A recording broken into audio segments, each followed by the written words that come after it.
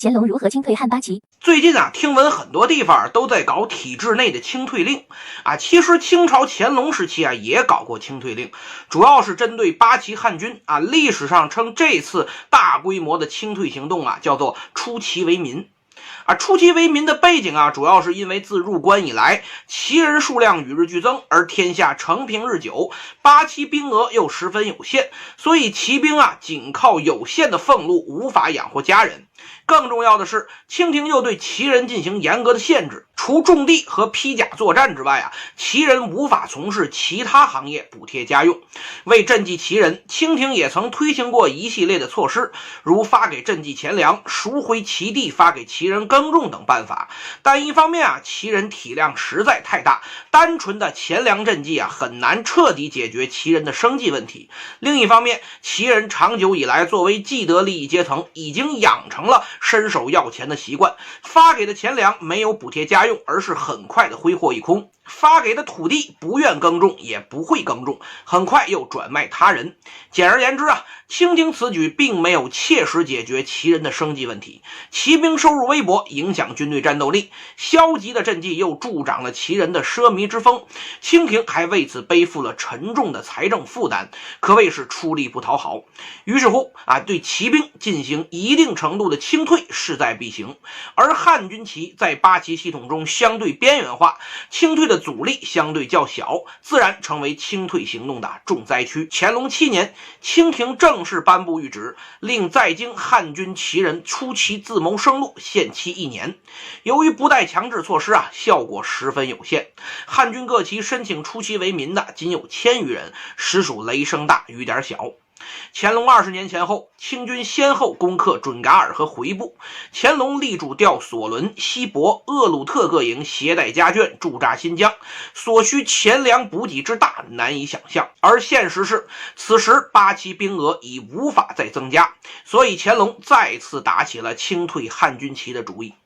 有了上一次的教训，乾隆不再执着于清退在京汉军旗，而是从各地驻防八旗入手，并且这次也不再提自愿，而是大刀阔斧强制执行。乾隆19年，清廷下令福州驻防八旗汉军立即出旗，最终一次性清退了近4000人。这些人能披甲者多补露营，其他则并入民籍，与普通百姓无异。而清退后的缺额则由在京的满八旗递补。福州试点成功后，地方其他驻防八旗汉军也陆续迎来了清退令，如广州驻防八旗汉军裁掉了1500人，杭州驻防八旗汉军裁掉了1900人，京口驻防八旗汉军裁掉了2300人，而绥远驻防八旗汉军2100余人则尽数出旗，通通改立露营。紧接着在乾隆21年，清廷又谕令下五旗包衣大量出旗，或改普通民籍，或加入露营继续效力。当然，在清退的过程中也出现了一些问题。最明显的问题就是许多经营满八旗不愿前往地方驻防，尽管清廷多方催促，甚至令兵部派专员监督，但依旧无济于事。许多地方的缺额10-20年都没能补足，清廷也只能选择默认，不再强制押送京旗前往地方。其次就是不少汉八旗在出旗为民之后虽说没了八旗制度的约束，但毕竟多年不事生产，对社会并不适应，他们的生计问题事实上也并没有得到解决，反而更加雪上加霜。但客观来说，乾隆年间清退汉八旗的措施也的确取得了一定的效果。一方面为新疆驻防体系的搭建空出了兵额，缓解了清廷的财政压力，有助于边疆治理。同时也为后期清军一系列的对内对外战争奠定了物质上的基础。另一方面，大量汉军旗人和下五旗包衣出旗为民，为清中期的社会发展提供了大量自由劳动力。不过清廷在出旗对象的选择上充满了严重的阶级和民族偏见，这也是封建专制统治者难以摆脱的历史局限性。某家氏都是被抬旗的汉姓吗？这个还真不一定有很多源远流长的满洲老姓翻译过来其实都是某家氏的结构。比如说瓜尔佳氏、佟家氏、张家氏、马家氏等等。很多人认为这个家字啊是汉语家字的音译。比如童家那就是童家的意思，张家就是张家的意思。然后呢，就有这么一种观点，说这个某家氏的这个结构啊，就是某个汉姓被抬入满洲旗后的结果。但我个人觉得啊，不是。因为这个家字啊，在满语里就不是家的意思，它应该不是一个独立的单词，而是一个比较常见的词缀。为了做这期视频呢，我特地了解了一下这个穆林德满文拼音转写法。穆林德这个人呢，大家可能不太了解。他是晚清时期来华的一个德国语言学家，他发明了一种拼音转写法，用来拼读满语。那么按照这个穆林德拼音转写法呀，加这个满文词缀转写过来就是这个。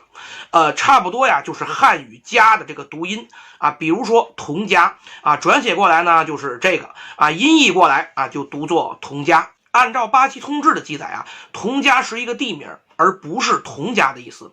而满语中表达家、姓或者说是氏族这个含义的，则是另外一个单词，就是这个单词啊，音译过来呢读作哈拉。所以呢，满语中的童家氏转写过来呢就是这样的。如果呢用汉语直接音译出来呢，就是童家哈拉啊，意译为童家氏。综上所述啊，我们可以推测一下童家氏的来源。就是有那么一群人呐，他们住在童家这个地方，便以地名作为氏族的名字，即童家氏。换句话说呀，他们的姓氏不是童，而是童家。很明显啊，童家氏啊，并不是汉人抬旗之后才产生的姓氏，而是很早就有的满洲老姓。这样的满洲老姓呢还有不少其中相当一部分呢与童家氏一样，都源自于地名，比如瓜尔佳氏张家氏、马家氏、赵家氏、姓家氏等等都是。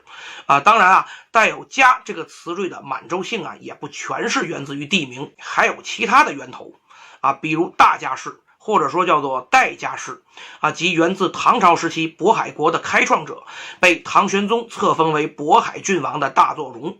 大作荣本无姓氏，后以大为氏，相传大家氏的先祖即为大作荣。还有呢，就是安家氏，该姓源自明朝时女真族安家部，属于是以部落名为氏族名。再有呢，就是海家氏，源自蒙古姓氏克里叶特氏。至于汉姓抬旗的问题呢，一般来说呀，本就是汉军旗人，或是由包衣抬入汉军旗的这一类人的姓氏后面呢，往往不会加一个家字。所以呢，清朝很多汉军旗人一直都保持着汉姓，只有被抬入满洲旗，才会有姓氏后面加一个家字的情况发生，因为这意味着你的姓氏被列入了满洲姓氏。最典型的还是那个童家氏。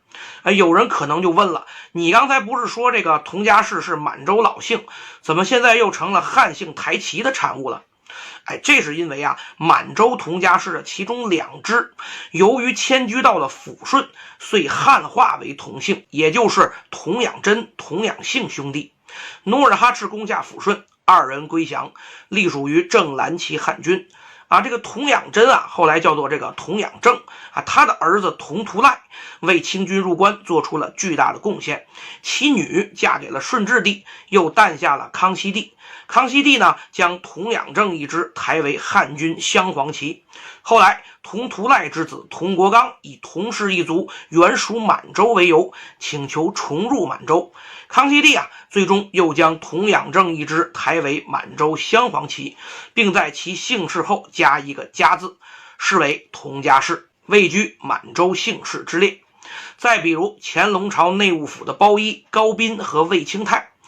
他们呢都将女儿嫁给了乾隆，也就是咱们这个电视剧里面经常提到的高贵妃和令妃。由此呢，高魏2家也被抬入了满洲旗，而他们的姓氏也都摇身一变成了满洲姓高家氏和魏家氏。